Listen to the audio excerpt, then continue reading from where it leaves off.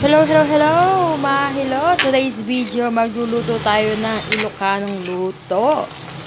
At dahil diyan, paborito ng aking asawa yan ay nako, bitsuelas. Diba, sa ating mga Tagalog sa Maynila, ang bitsuelas natin ganyan, ay nako, talagang minamatamis natin yan, lalo naman Pasko at bagong taon.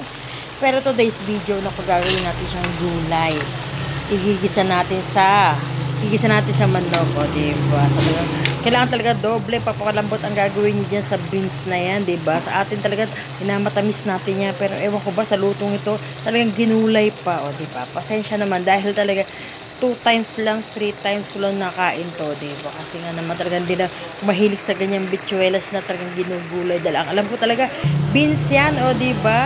Beans na minamatamis, diba? Minsan candy pa nga yan, ang sarap-sarap, diba? Kaya naman, igisa-igisa nyo lang yan. At nandiyan ang mga ingredients na hinalo ko, diba? At kailangan malambot talaga ang beans para pag kinain mo, talagang malulusak, matutunaw ka, diba? Kaya naman talaga naman, iluluto natin ang paborito ng ating asawa. Ang aking asawa lang pala, diba? Akin lang yun, diba? Charot! So you can see, talagang lalagyan ko siya ng dahon kasi hili ko talaga ang dahon. Dahon ng sili yan. Kasi dapat ang dahon ng ampalaya.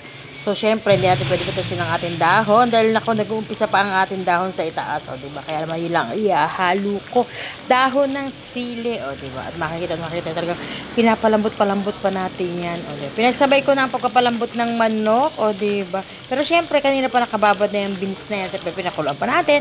After natin pakuluan na medyo malabot-labot ng konti, isinabay na natin igisa na natin ang manok. Diba talaga, kakanda bulbul na naman si Inday. Ako na naman, bababas na naman tayo sa mga kalokohan natin. Kaya naman talagang luto-luto na talaga siya. Kaya naman makikita nyo, nako, ang bango-bango ng ulam. Hindi lang balaklak ang mabango, na pati ulam natin. Charot! Kaya naman, after niya maluto, talaga ihahatid na natin sa ating asawa dahil sabik na sabik siya sa ganyang ulam. Diba? Sana all sabik.